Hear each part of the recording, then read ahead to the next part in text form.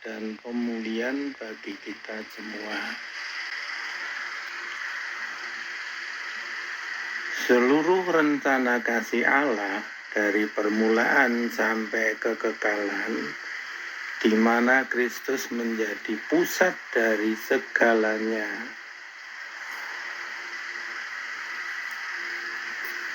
Kita telusuri satu persatu bagiannya dan kita renungkan maknanya bagi hidup kita. Akar, dasar segalanya. Kita mulai dari akarnya, pondasi yang menopang seluruh pohon ini. Ada 3 makna di sini. Pertama, kita kembali ke permulaan. Dulu di Taman Firdaus, manusia sempat kehilangan akses ke pohon hayat karena dosa. Namun rencana Allah indah. Lewat Kristus kita dipulihkan, dibawa kembali ke hubungan semula dengan Allah, menikmati kehidupan yang Dia sediakan sejak awal. Kedua, Kristus yang tersalib dan bangkit. Kata pohon dalam bahasa asli Alkitab merujuk pada kayu salib. Di sanalah Kristus menanggung dosa kita, mati dan bangkit. Salib adalah tempat di mana pohon hayat berakar kuat.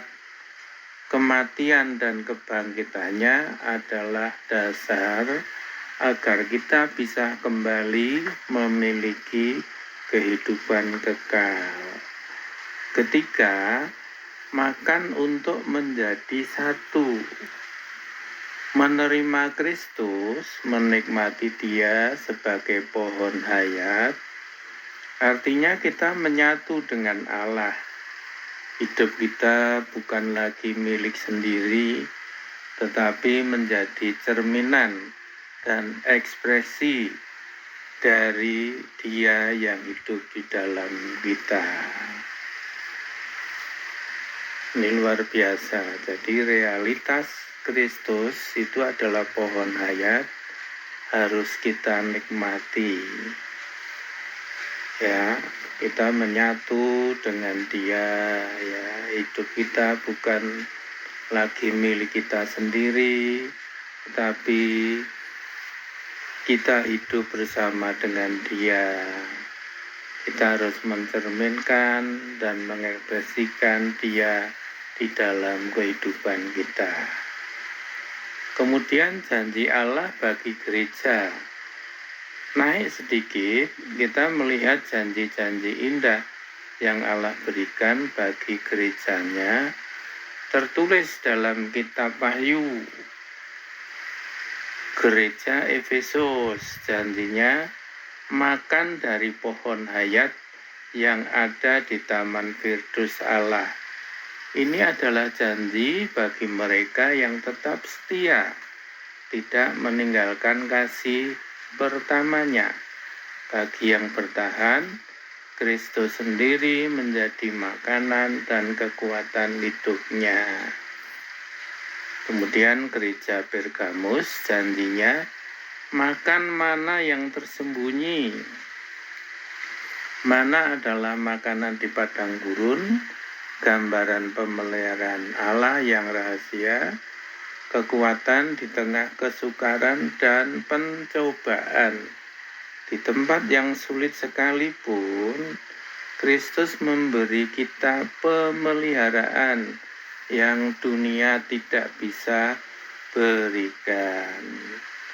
Kemudian gereja Laodikia janjinya makan bersama dengan Kristus, makan bersama dengannya. Ini adalah persekutuan akrab. Meskipun gereja ini sempat dingin, jika mereka bertobat, Tuhan mengundang mereka untuk makan bersama. Tanda hubungan yang pulih, hangat dan penuh kasih. Semua ini menunjukkan Kristus adalah isi dan jawaban dari setiap janji Allah bagi kita. Hari ini pencicipan di gereja, lalu kita lihat bagian ini.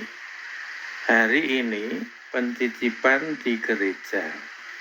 Kita tidak perlu menunggu sampai surga untuk menikmati Kristus. Sekarang di dalam gereja, saat kita berkumpul, beribadah, mendengarkan firman, dan merayakan perjamuan kudus, sidang pemecahan roti, di sanalah kita sudah mulai mencicipi manisnya pohon hayat. Ini adalah permulaan rasa pendahuluan dari kemuliaan yang penuh nanti. Seperti orang yang mencicipi buah yang lezat, kita sudah merasakan kasih, kekuatan, damai, dan sukacita dari Tuhan sebagai jaminan akan apa yang Dia siapkan nanti.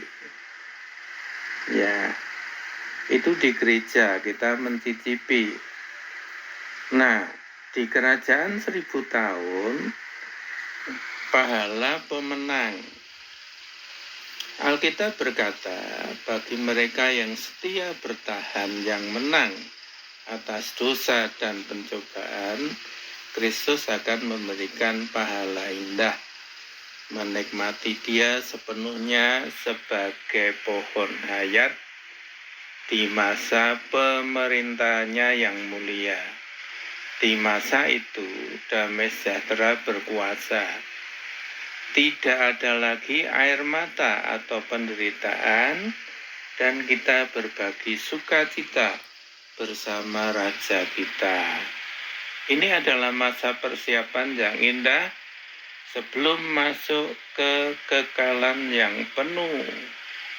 Sedangkan puncaknya adalah Yerusalem baru, bagian kekal. Dan akhirnya sampai ke puncak pohon ini, Yerusalem baru, bagian kekal.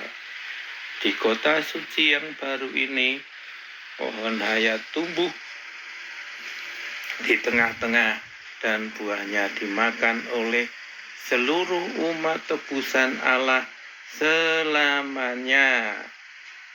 Tidak ada lagi malam, tidak ada lagi dosa, tidak ada lagi kematian. Kita hidup bersama Allah, menikmati Dia sebagai sumber kehidupan yang tidak pernah habis untuk selamanya. Inilah tujuan akhir rencana Allah kita, dipulihkan, bersatu dengannya, dan menikmati kebaikannya sepanjang kekekalan. Ya, di situ bukan hanya pohon, tapi ada sungai air hayat yang mengalir, melimpah. Nah, dari akar sampai ke puncak, semuanya berpusat pada Kristus. Dialah pohon hayat itu. Dia yang mati dan bangkit, Dia yang memberi janji, Dia yang kita nikmati sekarang, dan Dia yang akan kita miliki selamanya. Nah, apakah kamu sudah menikmati Kristus sebagai pohon hayat dalam hidupmu setiap hari? Apakah Dia menjadi sumber kekuatan, sukacita, dan tujuan hidupmu? Semoga kita selalu melekat pada Dia, ya, mencintai dan mengenal Dia lebih dalam, dan kita mengalami tujuan dari awal hingga akhir selalu berpusatkan pada Kristus. Amin.